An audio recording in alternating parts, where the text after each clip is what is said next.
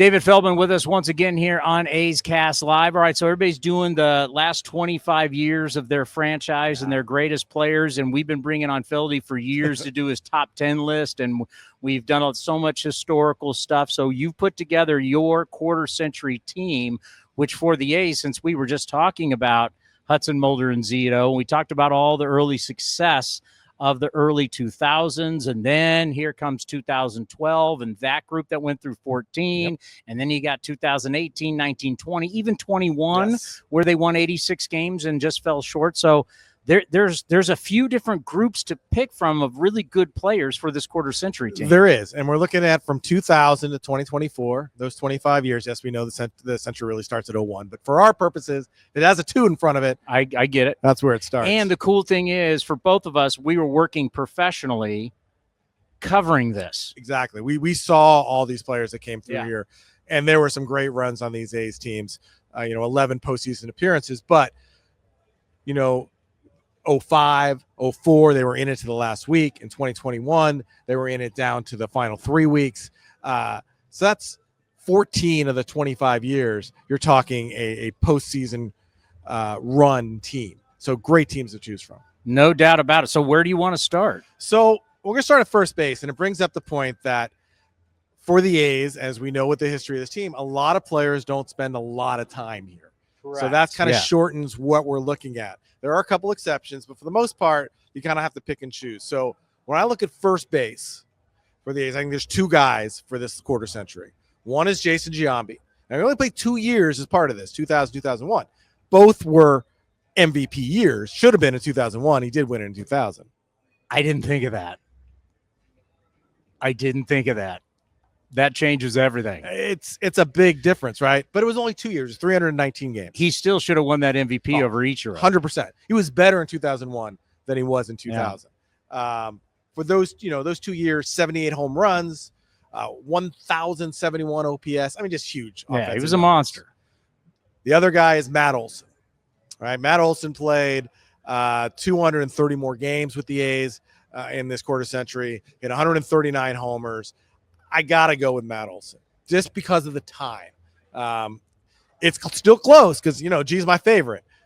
But Matt Olson had a few more years, a few more homers, and was a driving force in those A's playoff teams. I was going to go Giambi, and then you mentioned it. It's only 2 years. That's right. He left for New York, and he's out of here by 02, and we're just counting. And technically, as you said, it should even be 01. It's only 1 year. Yeah, you're right. Yeah, you're right. So some other guys who, not Kia Kaihue but Scott Hatteberg. Look, because, playing first is incredibly hard. Yeah. Our good friend Derek Barton, who was here forever. He played a lot. He played a lot of games. He was good defensively. You can look and you go, he was here in 2014. Yeah, he was here in 2014. Yeah. Started a playoff game. Brandon Moss played outfield and first base. Yeah. And an all-star first baseman for the A's, Yonder Alonso. Oh, wow. Yeah. Right? Don't even think about it. MLB Network. He was an all-star. And now he's an all-star on TV. He's really good on TV. Yeah. All right. No doubt. Matt Olson. Once we start talking years, it's really a no-brainer. It's a no-brainer. Second base is one of our givens. He's one of only 2 guys to play over 1,000 games for the A's in this quarter century, and that's Mark Ellis. Right, over 1,000 games from 2002 to 2011. He missed 2004, but he was the bedrock at second base. Tremendous defensive player. Should have won a Gold Glove. Got robbed by Mark Grunslianek one year. But just a solid guy. He was your keystone player on those teams for a decade. I will never forget. It's one of the most selfless acts I've ever seen as a professional. Mark Ellis had been traded to the Colorado Rockies. Instead of getting his stuff and leaving, he still went out to Root Beer Float Day and serve floats. And I remember watching it, and Mount Davis were sitting there. I went, this is one incredible human being. He was a solid human.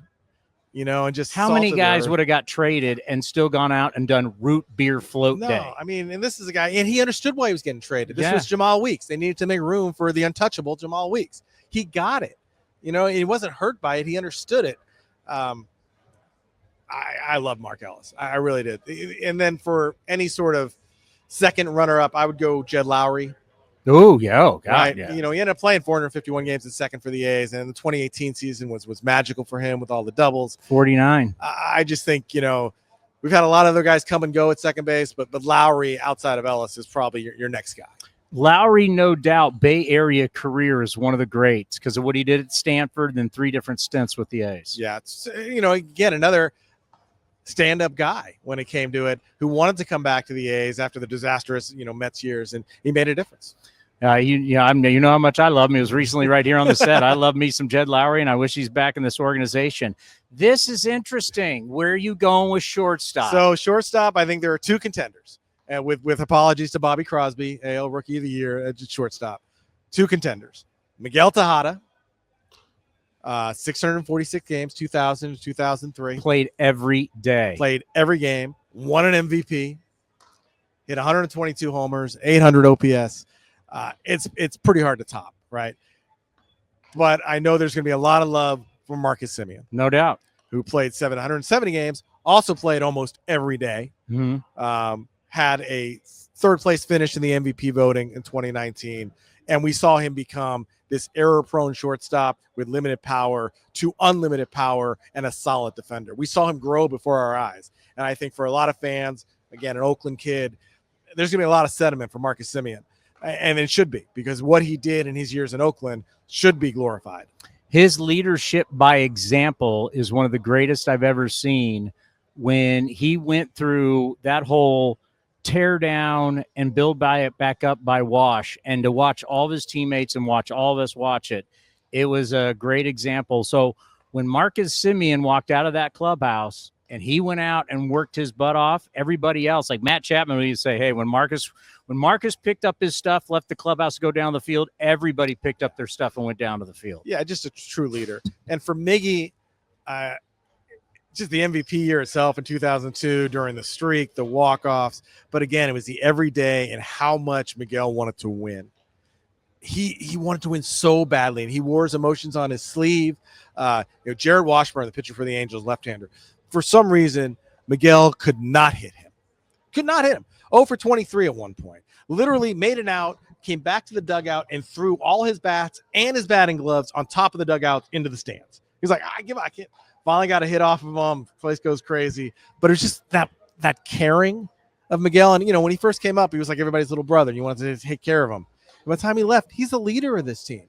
He's Miguel Tejada. He's the MVP. Again, tremendous growth, and to watch him become that player that he did. If it wasn't for Alex Rodriguez, he was the best shortstop in baseball. Yeah, and when you look at greatest shortstop, all-time home runs by shortstops, he's on those lists. So where are you going? So now we go to third base. So you're going. I got to go Miggy. I go Miggy. There's no question. MVP and in this decade, right? So he had a couple years to go through those growing pains that we saw Marcus have to go through those first couple years. But by 2000, we see fully formed Miggy. I saw Miguel Tejada in A-ball when I was doing San Jose Giants and he was Modesto A's. He was allegedly 20, but he had 20 home runs, and it was like June. Yeah. And you're like, this dude. It's Miguel Tejada. Miguel Tejada. All right, third base. Third base, another one of the givens. It was with Ellis, the only other guy to play over 1,000 games, and that's Eric Chavez. 6-time Gold Glover, 200 home runs, 800 OPS, played third. After 2000, he had how many? 1,115 games. That's more than I would have thought. Yeah, the injuries really didn't start taking effect until the latter part of the decade, and that's when he's kept off the field. But he's on the field through 2006. Yeah. And playing Gold Glove defense, hitting home runs, watching. It's so funny when you look back on the A's and you go, Tejada and Chavez, when they first came up, were batting 7 and 8, and then in 6-7, they start moving up 5-6, 3-4. It's just the maturation of these guys. They became the middle of the order hitters.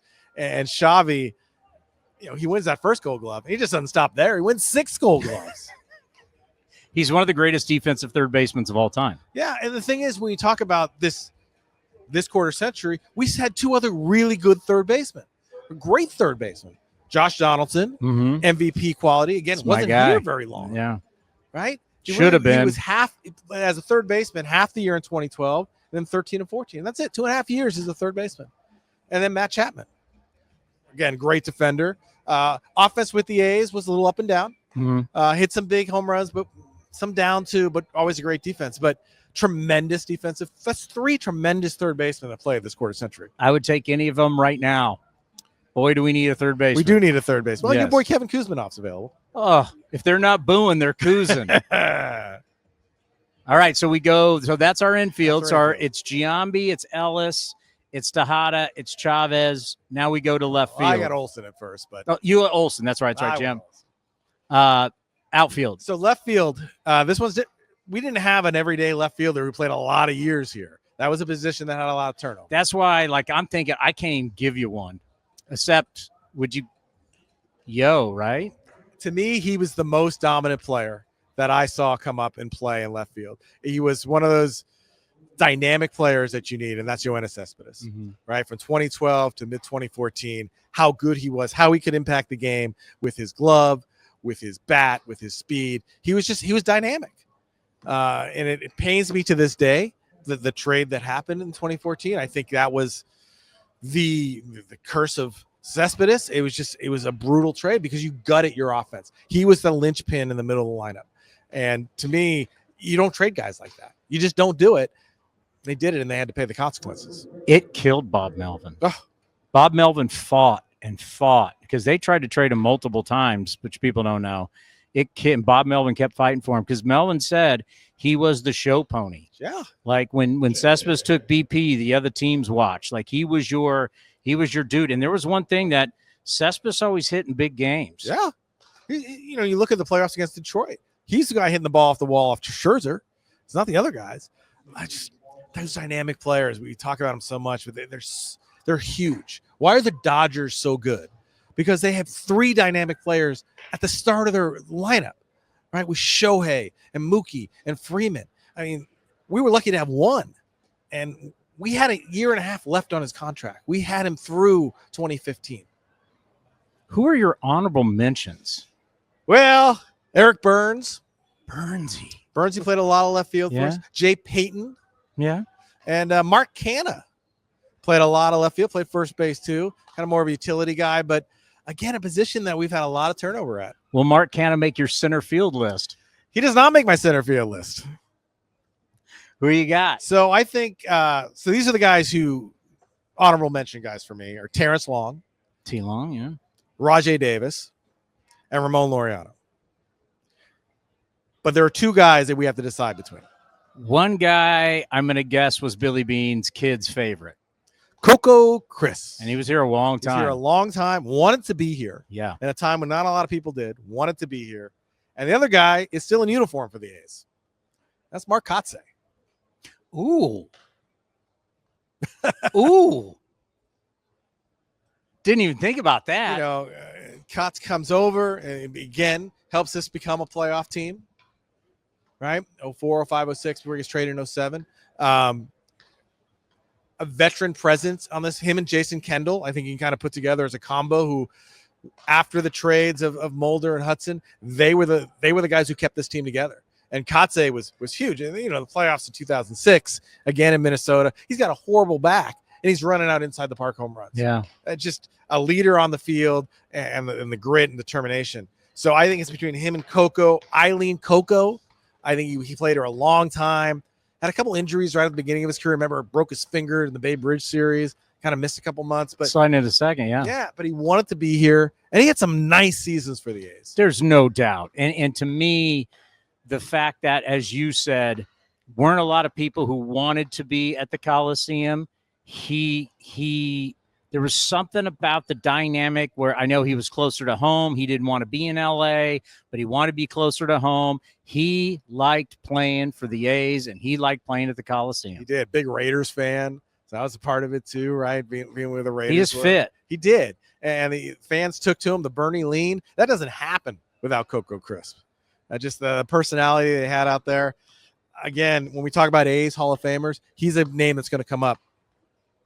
What's also interesting about him, because you're going to think about Johnny Gomes and you'll think about other people who are leaders, but Coco was kind of the guy when people did get out of hand. He was a veteran guy who could be like, hey, man, stop doing that, right? Because Reddick was a handful.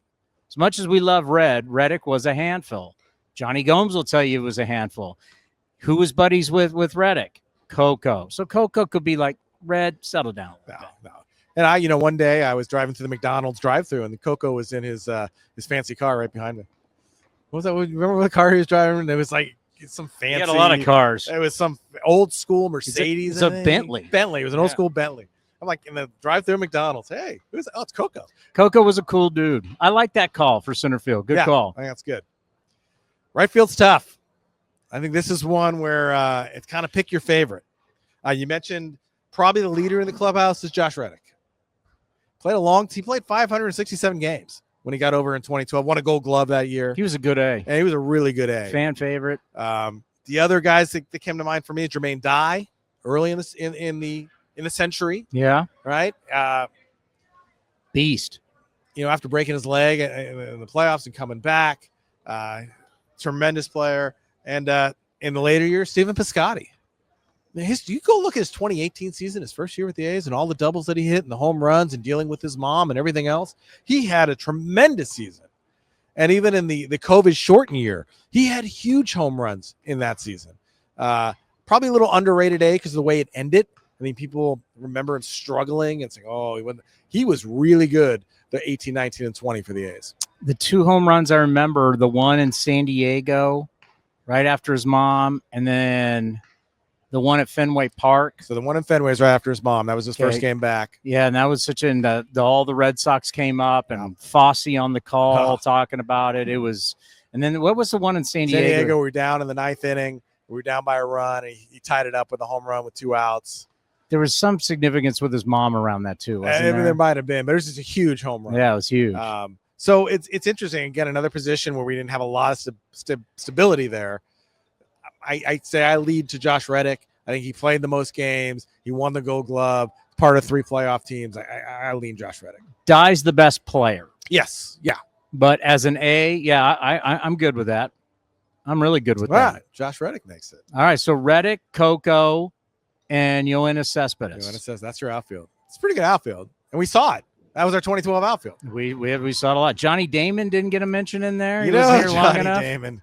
Johnny Damon is his 1 year with the A's, and he starts out as a left fielder and pouted for 2 months until they moved him to center. And when he moved back to center, then he became a great player again. Matt Carson's not in there in center. No, his outline's still on the Coliseum wall somewhere. What about we got 13. I'm timing. We're good. Jeff Devannon. You just threw me off. What was the other guy I was saying? Mark Cannon's center field. Mark Cannon's your center fielder, which is still the Cal Bear, who no one knew what his position. Like, he can play third, maybe DH, and he's playing center field. All right, DH. I think there are some candidates, but there's one that stands out. Some of the candidates include Arubio Durazo, the Holy Grail, Jack Cust, one of our favorites, Frank Thomas, who had an MVP year in 2006. Should have gotten more votes than he did. And even Brent Rooker has to be thought about. I thought you were going to go Rooker. Okay. But to me, far and away, it's Chris Davis. Oh, yeah. It's the crusher. 95 homers as a DH, plus a home run crown. He hit 247 every year. But it's Chris Davis. He's your DH. Yeah, the year he was 48, the year he had the most home runs in baseball. And Mike Selleck used to have a note in our game notes back then on what Chris Davis did to either tie games or put the team ahead. So we went through an era where Billy was trying to sell us on there's no such thing as clutch. Chris Davis proved that wrong. Clutch. Because he hit 247 for 3 straight years.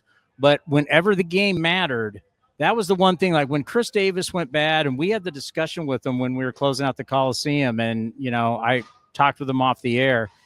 And it's like, no matter what, man, I'm always going to love you because you hit when it mattered. And his right center power, right field power was the best I'd seen since Mike Piazza. For a little guy and that swing and the power that he generated, tremendous.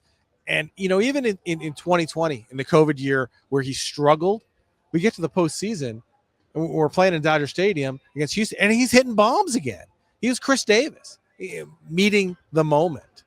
Even when he came back, right, we traded him. We got Elvis Andrus, but he comes back at the end of 21, the last game of the year.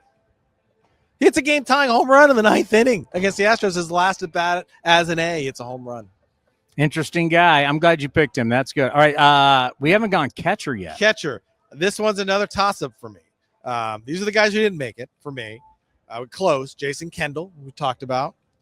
Derek Norris, who was our catcher back there. Sean Murphy. Tremendous Big Murph. Even Shea Langoliers has shown in the last year and a half that he's quality. But I think there are three guys that we have to decide between. Kurt Suzuki. Yeah, of course. Ramon Hernandez. And two-time All-Star Stephen Vogt. Ooh. I didn't think about Voter. Suzuki played the most games. He played the most games. He played 684 games. Hernandez, 551. And Vogt, 333. Hernandez was on the best teams. Caught the big three. Hernandez was an all-star. Suzuki played the most games. He was here kind of in a down period, taking over for Jason Kendall. The Bob Guerin years, as we like to call them. The Bob Guerin years. Where are you going to go? You know what? I think I'm still going to go Kurt Suzuki.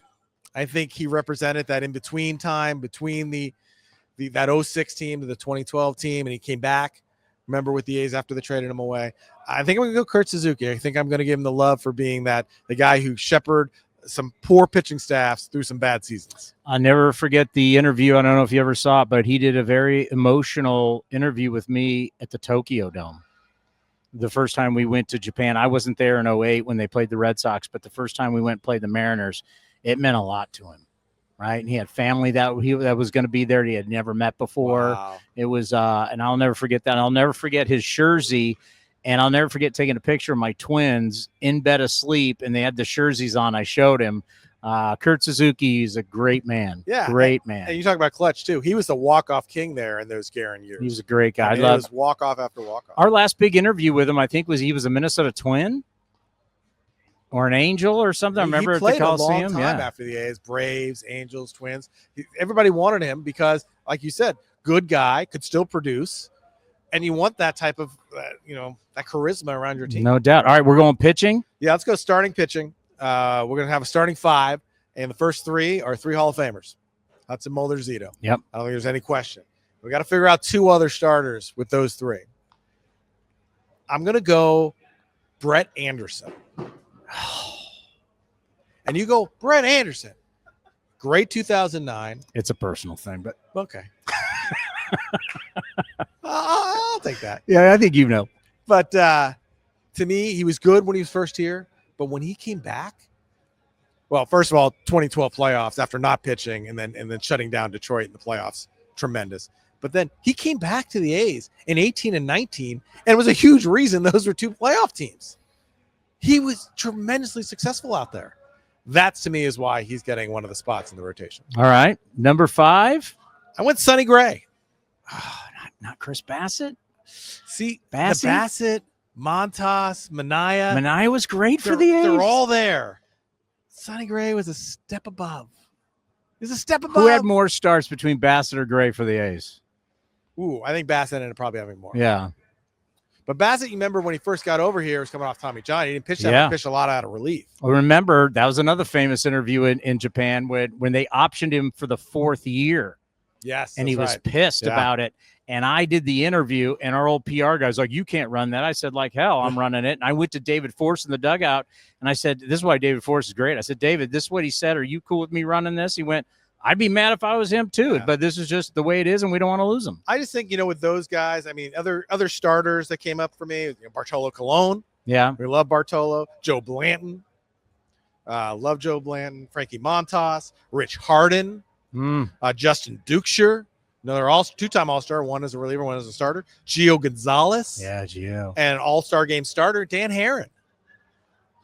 So there are guys to choose from. I think Sonny, for me, he was a draft pick, a first-round pick. He came up, the playoffs, going head-to-toe in Game 2 with Verlander. I just think Sonny Gray for me. All right, where are you going closer? And this is another tough one because nobody stayed around very long as a closer. Right? So we went, Jason Isringhausen, Billy Koch, Keith Folk, Andrew Bailey, Grant Balfour, Sean Doolittle, Blake Trinan, Liam Hendricks. That's a lot of guys.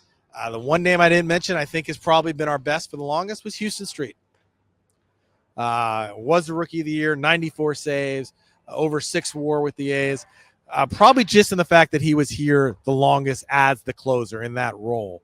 I have to go Houston Street. Although I love Isringhausen. I would go Koch. Isringhausen. I mean, I love all these guys because they were so good for the A's. Yeah, no Bailey doubt. was a 2-time All-Star for the A's. Izzy was fantastic. But for, I guess, maybe for longevity, that's where I'm leaning with Street. All right, utility. Utility, take your pick. Marco Scutaro or Chad Pinder? Scutaro. Yeah, I think Scutaro. Again, walk-off king. Lots of walk-offs. Could play all the position. Had to step in. Ellis got hurt. Right, he steps in. He plays second base. Crosby gets hurt. Steps in, plays shortstop. Comes up with big hits. And we love Pinder. Pinder was a great leader. He was. He was a glue guy. Glue guy in the clubhouse. But I'm going to go Scutaro. And then the other thing I thought was just reliever, right? Those middle relievers to get no love. And we've had a few that have been very good. Jim Messier, right? Tremendous. He was always there. He always pitched. And the same type of guy, just in another decade, Yusmeiro Petit. Yeah. Right? Anytime you needed him. He's going 80. How many games did he go? 80? Almost half the games in a season. Yeah. I thought he went 80 because I think he went 82, 83. Because the record's like 80. Can't remember. It's like 87 or something like that. Ridiculous number. 80 games. 80 games. Yeah. I mean, come on. So to me, Yusmeiro. But the other guys, Brad Ziegler was very good. 39 inning scoreless streak, started his career. And Craig Breslow, as for a lefty. Craig, again, pitched a lot of games for the A's. It's more the one batter face era of left-handed relievers, but did his job well. But Yusmeiro Petit was pretty special as a reliever. Breslow, smartest man in baseball, taking a lot of heat. He's got to get smart and be in town. Do you got manager? So I think it's funny about the A's. Not a lot of managers. So in this quarter century, we've got 5: Art Howe, Ken Maka, Bob Guerin, Bob Melvin, and Mark Kotsay. I think it's pretty easy which one we're going with. Guys won more games as a manager than anybody else in our franchise's history. It's Bob Melvin. Yeah. And it's crazy to think, if you go back to 1986, there's only been 6 managers. Now, I know Connie Mack, so don't get on me. We're not talking about Philadelphia. West Coast era. Tony La Russa took over in 86, mid-86. We've had 6 managers in 40 years, in 40 seasons, which is really unheard of. It's like the Pittsburgh Steelers in football, right? With Chuck Noll and then Bill Cowher. Bill Cowher, and then the guy they have now. Tomlin. Mike Tomlin. That's it. We're like that. It's pretty incredible for an organization, Connie Mack for 50 years, and then a bunch of guys through the end of Philadelphia, all through Kansas City, Finley, first part of the A's career, different guys every year. Now it's just been stability. But Bob Melvin, like you said, in the West Coast era of the A's, most wins. Your quarter century team with our historian, David Feldman. Great stuff. Unbelievable. Yeah, let's get the fans' opinion too. Let's see what they have to say. Yeah, we should put this out and try and get the fans. But awesome job. We appreciate it. We'll talk to you soon. And that has been your quarter century team right here on A's Cast Live.